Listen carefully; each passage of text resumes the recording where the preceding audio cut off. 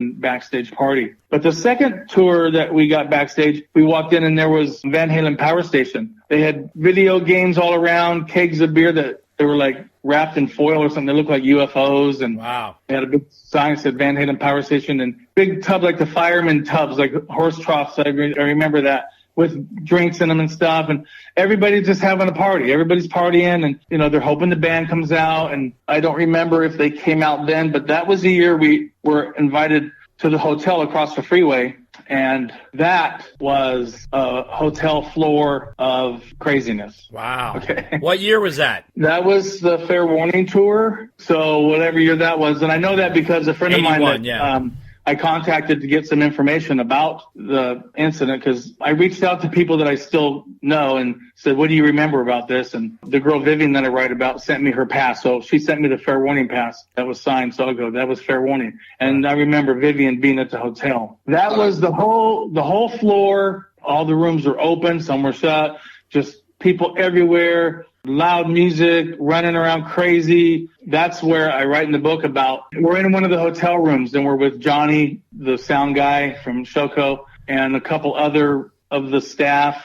And then Alex and Mike walk in and start wrestling around with my friends Lori and Vivian. Oh, boy. And it's just like we're just having a fun time. It's just fun. Now, I was, at the time, clean and sober. So as they were drinking and stuff, I wasn't, but it was no issue with me. And Lisa really didn't do drugs. She drank a little bit. She didn't do any drugs. This is after midnight, and there was a time when Johnny called down to the bar, and I write about this, called downstairs to, room service and ordered a gallon of Jack Daniels and a bucket of Cokes and a bucket of ice, and they brought that, and then the cocaine came out, and it was on. It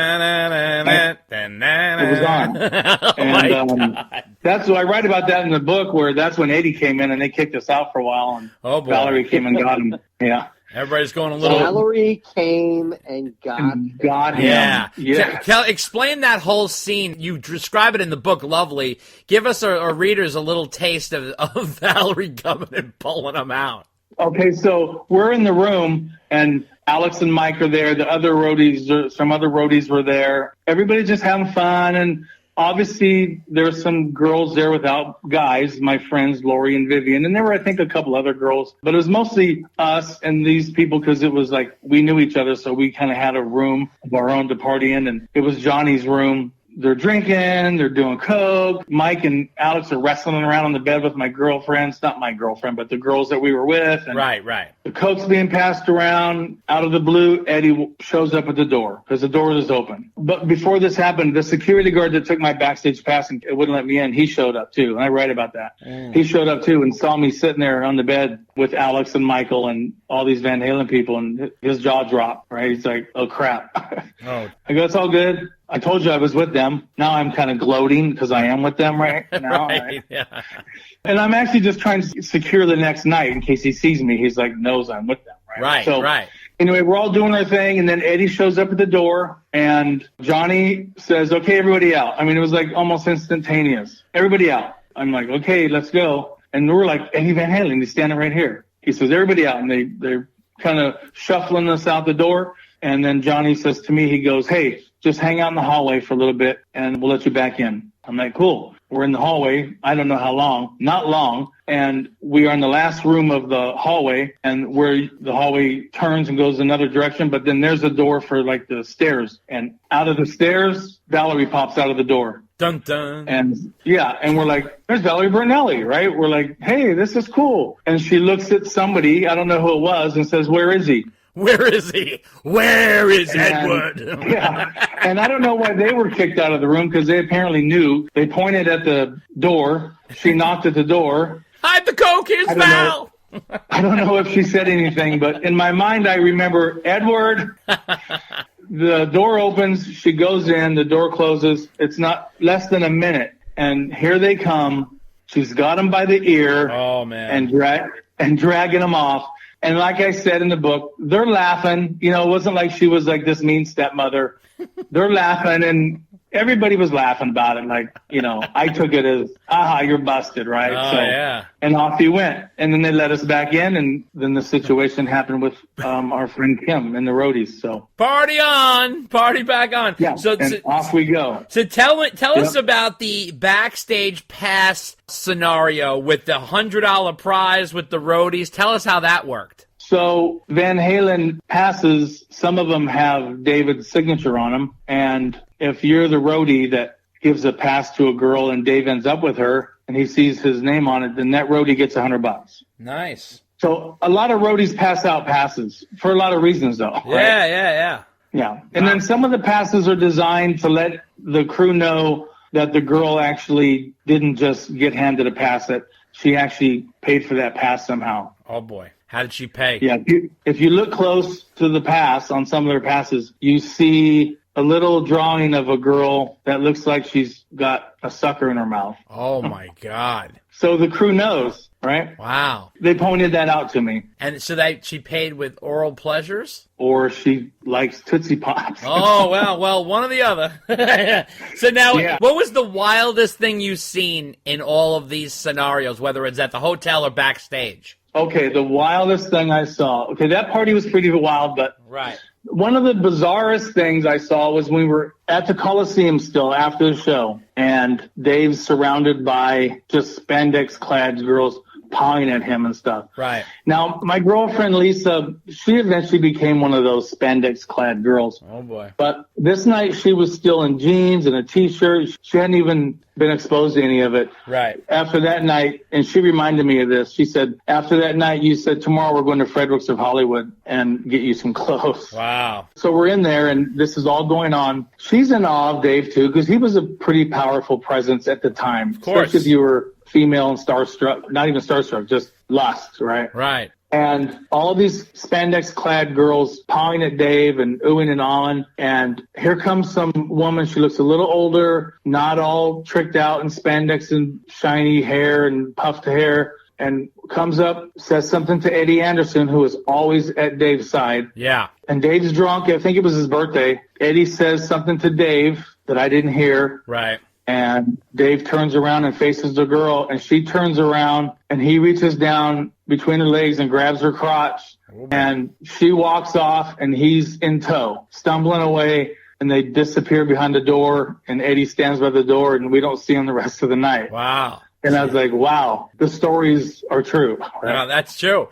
Now I wonder, you think she was a pro? I don't know. You know what I mean? I don't know what happened there. I was kind of taken back because, I mean, there was probably 20 other women there just pawing at him. Wow. So that was pretty crazy. That is pretty crazy. Now, tell me about Eddie Anderson. Was he a real hard ass? Was he difficult? He was a real hard ass, but, he had to be. I mean, one time when I think it was the first night that we got back there, and we're just, we're intimidated by the whole thing, but we were pretty close to Dave. I said to my girlfriend at the time, Lisa, I said, touch his hair, just so you can say you touched David Lee Roth, right? And so she kind of reached out, and Eddie caught that, and he put his hand up. He said, do not touch him, right? Oh, boy. Okay, so that's one. And then when we were at the little tiki bar, Dave was at a table, but they had a little rope where only certain people could sit behind the rope at the tables. The rest of us could stand up in the bar and stuff like we were part of the party and stuff. Right. But Dave was back there at a table, and this is like a scene from one of his videos. I mean, there was like behind the rope were like girls dressed like cops and midgets. And oh, Jesus. It was like when you see, I think it's Just a Gigolo, it's like, wow, that's almost like what it was in Oakland. Yeah. But anyway, so I had an Instamatic camera. I pulled that out of my pocket. I was going to take a picture, and Eddie said, if you snap that picture, I'm going to smash that camera, and you won't be able to be back here anymore. I'm like, oops, sorry. Oh, boy. So, that was the wrong move. And if you read Noel Monk's book, they were pretty tight on photos. And whatever. I mean, I wasn't going to try to sell anything. I mean, I was just souvenir stuff. But no, of course. It was pretty tough. Yeah. It seemed like Eddie Anderson was very aware of what was going on all the time. Yep. And nothing got past him. He was like a cop. Assessment. He looks like, the CIA guys around, the Secret Service. Yep, the president. exactly. He's scanning everything, and I don't know if this was more because Dave was intoxicated and he needed to be on guard more, but when I've seen Dave drunk, Eddie's really on guard. At least I thought he was. That's true. That's true. So now you saw Van Halen at the Day on the Green with Aerosmith and AC/DC and Foreigner. And to tell me, how would you describe Van Halen at that? What made them stand out? I know you seem to be more interested in Aerosmith, but how did Van Halen fare on the Day at the Green? At that show, right, we were into Aerosmith, me and a couple of my friends, John and whoever else was with me. But Van Halen had that first album out, which was explosive. Right. And we were up front, which is hard to do at a Day on the Green. It's, a giant Coliseum. And it was the summertime. It was hot. Explosive. I mean, boom, they came out, and anytime I've seen them, they were explosive, except, the last reunion time with Dave when he doesn't jump off the drums and stuff. But it was explosive. It was exciting. I pretty much saw the same Aerosmith Van Halen set up at the World Music Festival. Same thing. Gotcha. Explosive. And like I wrote, my friend who's now married to my cousin, Tammy. Right. She passed out. Dave did his jump, boom. And my girlfriend at the time and Tammy were friends, and they were big David Lee Roth, Van Halen. They caught the bug right away. And, wow. Man, Dave jumped out there, and she went down. And like I wrote in the book, we tease her about it. And she will say, I was drunk and it was hot. I'm like, right. I know. So it was explosive. But Aerosmith was still, kicking ass. And so we were like, that was great. But here comes Aerosmith. Right, yeah, absolutely. And Van Halen was sort of really revving up at that point, and Aerosmith is sort of winding down at that point. So did Van Halen blow Aerosmith off the stage, or what would you say? I'm sure somebody thought that, but I didn't. Okay, gotcha. I've locked into Aerosmith. It took me a while. My friend used to tell me to listen to Aerosmith, and I'd be like, yeah, they're all right, but they're not Led Zeppelin. Right. You also say in the book that Van Halen didn't have the depth and weight that some other bands did. Do you still feel the same way? I do, but I have Fair Warning in my CD player in my vehicle right now, and I think I've had it in there for 6 months. And, right.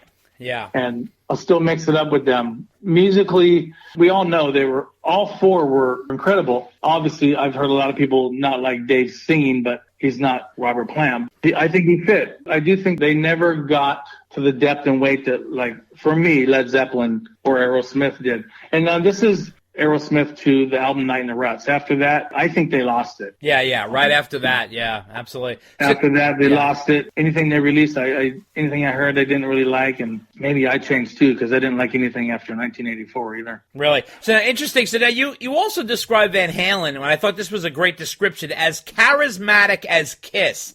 How would you say they were able to quickly become headliners so fast? I think rock music, Aerosmith, Kiss, all that we were getting used to. The audience was getting used to. The audience was changing. Right. The classic rock bands were quasi played out, and here comes a new sound and here comes a new look. Only because I saw more than one female girlfriend or friend react to Van Halen. So I think as far as lead singer, persona, right. I think nothing happened like that since Robert Plant. So, right.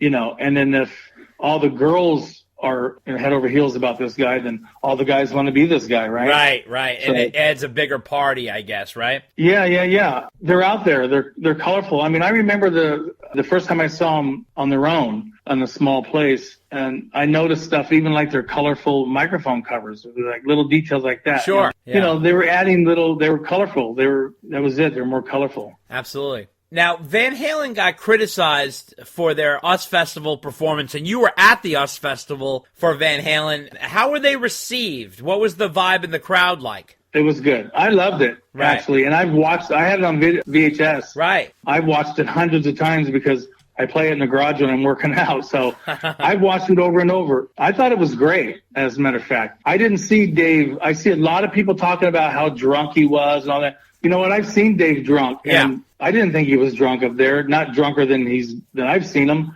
And the whole shtick about forgetting the words and stuff, that's just part of his thing that he does. I've seen it happen in different cities and different tours. So I've seen people criticize it because they thought he was too drunk or he forgot words of the songs. Right. But I don't know. I thought it was great. Yeah. I don't like being that far back from the stage. Right. But it is what it is. Now, you also mentioned that you described Mean Street as Van Halen's best song, and why do you pick that as their best? So Eddie and Alex together they're unique as far as drummer guitar player, and I've noticed, especially in the last 10 years, how well together they play off each other. And I noticed it a lot in that song. Sure. And I think it's because I've heard it so many times. Now I'm starting to hear stuff that I missed because I was just either into the groove or listening to the words or